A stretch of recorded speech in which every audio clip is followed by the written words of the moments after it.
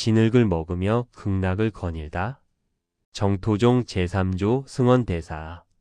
걸레처럼 너덜너덜한 옷을 걸치고 진흙을 삼키면서도 세상에서 가장 행복할 수 있을까요? 1200년 전 한 남자가 우리에게 물었습니다. 당신이 쫓는 그 화려함 속에 정말 당신의 영혼이 쉴 곳이 있느냐라고 말이죠. 오늘 비어있는 바위 밑에서 극락을 일궈낸 승원대사의 이야기를 시작합니다. 형산의 기이한 은둔자. 지금으로부터 약 1250년 전 당나라 현종 황제가 다스리던 시대의 일입니다. 중국의 명산 중 하나인 형산, 그 깊고 푸른 산자락 서남쪽에는 아주 기이한 광경이 하나 있었습니다. 깎아지른 듯한 거대한 바위 밑에 넓게 비어있는 틈이 있었는데 누군가 그 좁고 습한 공간에 거적대기를 몇 장 걸쳐두고 살고 있었던 것이죠. 대사께서는 번듯한 절도, 따뜻한 구들방도 마다한 채 그저 비바람만 겨우 피할 수 있는 바위 밑 움막에서 홀로 수행을 이어가고 계셨습니다. 사람들은 처음에 그를 미친 사람이라 생각하기도 했고 갈 곳 없는 불황자라고 여기기도 했습니다. 하지만 그 움막 근처를 지날 때마다 들려오는 맑고 장엄한 연불 소리는 듣는 이들의 마음을 묘하게 정화시키는 힘이 있었습니다. 대사께서 그 척박한 곳에서 닦으셨던 수행은 예사로운 것이 아니었습니다. 불교 수행 중에서도 가장 어렵고도 수승하다는 반주삼매였지요. 이는 지금 바로 부처님이 내 눈앞에 서 계시는 경지를 뜻합니다. 몸과 입과 마음, 즉 신, 구의 세 가지 업을 완전히 정화하여 짧게는 7일, 길게는 90일 동안 잠도 자지 않고 오직 부처님만을 생각하며 정진하는 수행입니다. 대사께서는 그 어두운 바위 밑에서 스스로 등불이 되어 눈앞에 부처님이 나투실 때까지 일념으로 연불에 매진하셨던 것입니다. 진흙을 먹고 버려진 옷을 입다. 승원대사의 삶을 들여다보면 현대인으로서는 도저히 이해할 수 없는 부분이 많습니다. 대사께서는 밥을 짓기 위해 불을 피우는 법이 없었습니다. 그렇다고 마을로 내려가 밥을 빌어먹는 탁발을 하러 다니지도 않으셨지요. 그럼 대체 무엇을 드셨을까요? 대사께서는 길을 걷다 사람들이 먹다 버린 음식물 찌꺼기가 보이면 그것을 주워다가 깨끗이 씻어 드셨습니다. 그것조차 없을 때는 어떻게 하셨는지 아십니까? 놀랍게도 발밑에 있는 진흙을 한 움큼 떠서 잡수시며 줄임배를 채우셨습니다. 스님, 어찌 사람이 흙을 먹고 살 수 있단 말입니까? 걱정스러운 마음에 물어오는 이들에게 대사께서는 그저 인자한 미소만을 지어 보일 뿐이었습니다.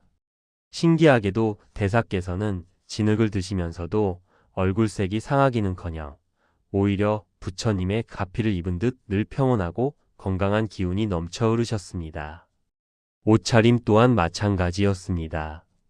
남들이 낡아서 버린 천 조각을 주워다가 깨끗이 빨고 수십 번, 수백 번 기워 만든 누더기 옷 한 벌이 전부였습니다. 왜 그렇게까지 사셨던 걸까요? 대사께서는 남에게 조금의 빚도 지지 않으려 하셨던 것입니다.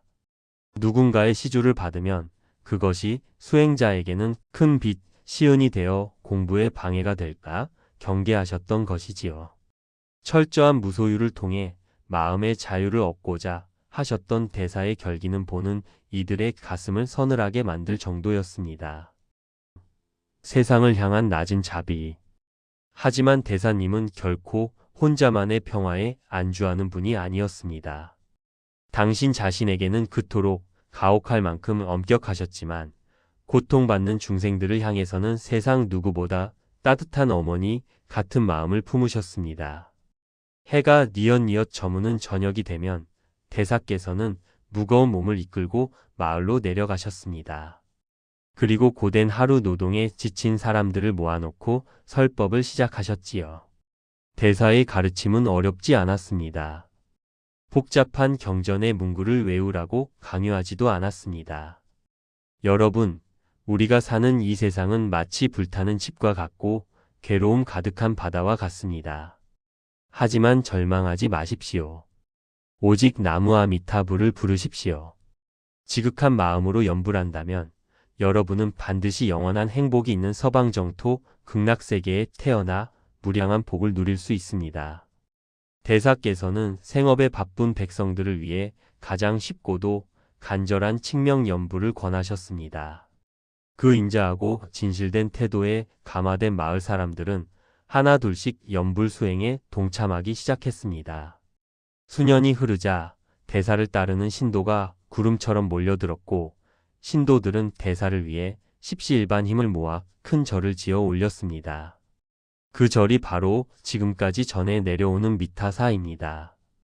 절이 생기고 수많은 신도가 드나들게 되었음에도 대사님의 마음은 변함이 없었습니다. 신도들이 가져온 좋은 옷과 맛있는 음식은 곧장 더 가난한 이웃들에게 나누어 주셨습니다. 미물조차 외면하지 않은 사랑. 대사님의 자비는 사람에게만 머물지 않았습니다. 길을 걷다 길가에 큰 바위가 있으면 대사께서는 굳은 살 박인 손으로 그 위에 아미타불이라는 큰 글자를 정성껏 새기셨습니다. 그를 모르는 이들도 혹은 무심히 지나가는 이들도 그 글자를 한 번이라도 보고 입으로 읊조려 공덕을 쌓기를 바라는 마음에서였습니다. 또한 대사께서는 들판을 뛰노는 짐승이나 길가에 기어가는 작은 벌레 하나도 부처님처럼 대하셨습니다. 길을 가다 물에 빠져 허우적거리는 작은 벌레를 보면 꼭 건져 올려 안전한 곳에 놓아준 뒤 그 미물을 위해 염불을 해주셨습니다. 여름날 가뭄이 심해 논바닥이 쩍쩍 갈라지고 웅덩이에 물이 말라갈 때면 대사께서는 펄떡거리는 올챙이와 작은 물고기들을 보며 눈물을 흘리셨습니다. 그리고는 바구니를 가져와 그것들을 조심스레 담아 땀을 흘리며 수십 리 길을 걸어 물이 많은 큰 강가에 놓아주셨습니다. 이고등락. 부디 고통을 여의고 즐거움을 얻거라.